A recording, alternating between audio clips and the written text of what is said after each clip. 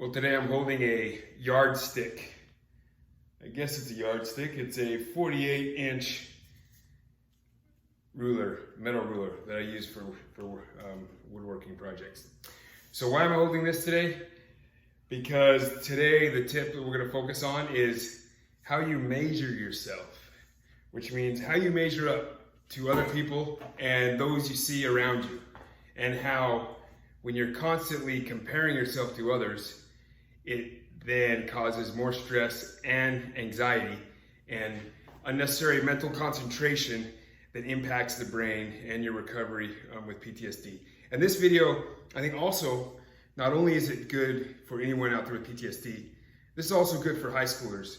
Because in high school, there's a lot of comparing yourself. So really share this with any teens so they can understand a couple principles in this. So what are some of the things that we compare ourselves to out there?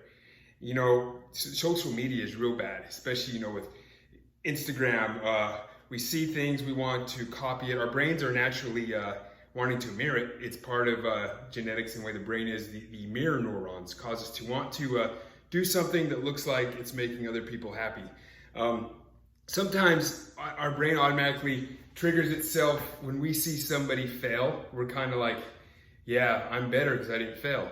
Or if we do better than somebody, it kind of makes us feel good. And our brains are automatically wired. It is part of just the need and desire to be motivated. But the comparing ourselves can cause all kinds of issues. And I've learned this the hard way, and I've felt it. I've been able to kind of overcome my ability. I think old age did a lot into it, because being a 43-year-old who likes to work out, and in my mind, I think I'm still 22. And so I would push myself hard to beat these young officers showing up to the unit, just to show that nowadays Generation Z aren't as tough as what we were. I'm just kidding. But and I found one time some of the effects of when we're focusing on comparing ourselves to others. I'll give you an example. One time I was going for a run. It was a long run, maybe a 16 mile or whatever. And this happened all the time. I'd be doing sprints or something where I'm totally exhausted and somebody passes me. And so there was somebody that passed me, and in my brain, I felt I got to beat this guy. He thinks he's better than me. In reality, he's probably not even paying any attention to me. In my mind, I think it's a mental battle. So I'm like, I got to catch up to this guy. So I catch up to him after I'm exhausted. And before I could catch up to him, he keeps going when I should have turned right. So I kept following him, and then eventually I passed him, and then I was getting further and further away, and I'm like, now I'm an idiot. I'm sitting at like 18 miles. Now I'm going to end up doing like a 22-mile run just because I wanted to compare myself. And my focus was on beating this guy for no reason. And then all of a sudden I was wandered off, not paying attention, and I was further away from my endpoint that I needed to. When we compare ourselves to others, and we put our efforts and focus on that, we lose focus on what's important.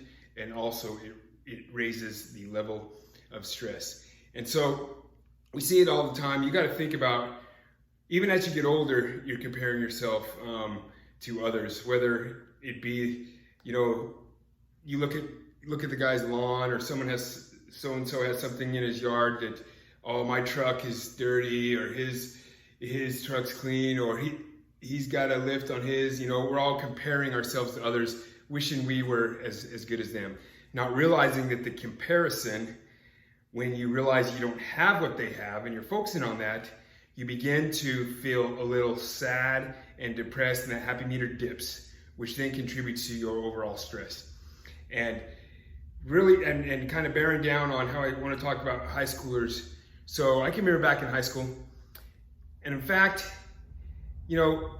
it's where it's really bad. In your mind, you think high school's it. You don't realize until you're out of it that there's more after high school. It's all about the bubble of high school. You got your group of people who are jocks. You got your really smart guys and gals who never get in trouble, class presidents and all that.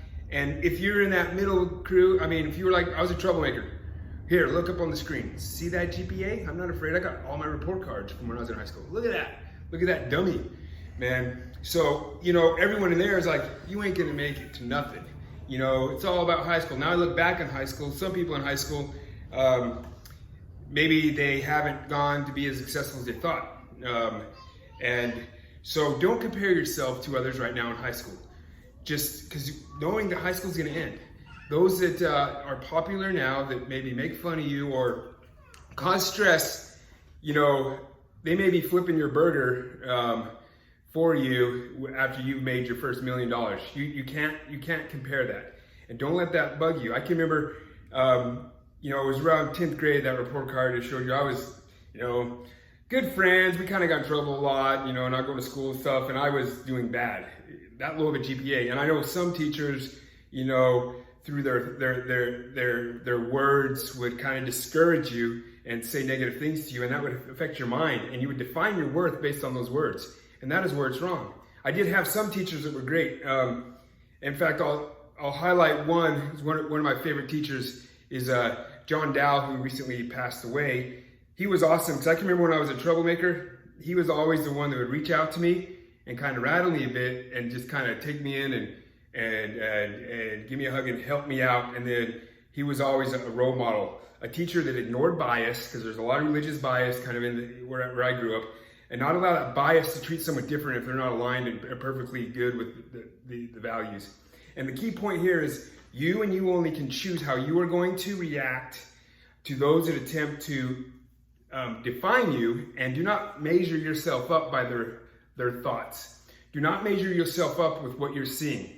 If you're in the military, do not measure yourself up with, you know, who's getting the awards, who's getting the better evals and things like that. You know what you can do. You know what you have done. You know that the evaluation system is broken in the military, and that's why we have toxic leaders continuing to rise, because they don't look at their cognitive abilities, their ability to properly apply critical thinking, a bias-free thinking to prevent types of sexual harassment and bias like that. Understand your self-worth, know what you are, and make a list. Look back at what you have accomplished and think about what your life goals are. And the key thing is, once you got a good handle on cognitive behavioral therapy, I go back on that a lot because I've used it a lot. You go back to that first video, cognitive behavioral therapy. Those initial thoughts come into your head, comparing myself to others. You see what they're doing. Okay, that's nice, but do not let that impact me. I really don't need that. Does that define my self-worth? Does that make me a better person if I go out and have a similar fancy weed whacker like that guy, or whatever it is that you use to define what other people have? Now, I know it's real difficult in high school. I mean, I've got to get the Birkenstocks. I've got to get the whatever all those visco girls have right now, the little scrunchies, the baggy shirts, all that stuff. You know, that's a trend. But do not, it's so important not to let others define who you are.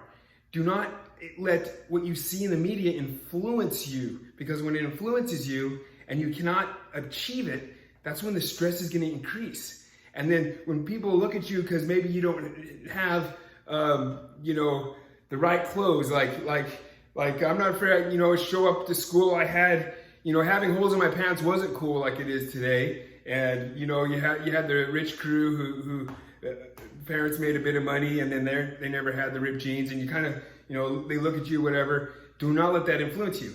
Know that there is more out of high school, there's more out of life, and it is a battle, internal battle, you against them, and do not compare yourself.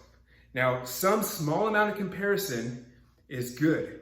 You know, as I talk a bit about Schwarzenegger, some of the things he says, compare yourself to goals that you want to achieve. You see, like I love Viktor Frankl. You talk about him. I want to compare myself. How am I to him, and what do I need to improve to be like him? You know, there's a fine balance of comparing to achieve, but not letting people define what you should compare yourself to. Don't let society say this is the most recent trend, and that's who you have to be. Compare yourself when you pick what you want to compare yourself to, and that is a goal that is going to create growth. And that is where the comparison should be.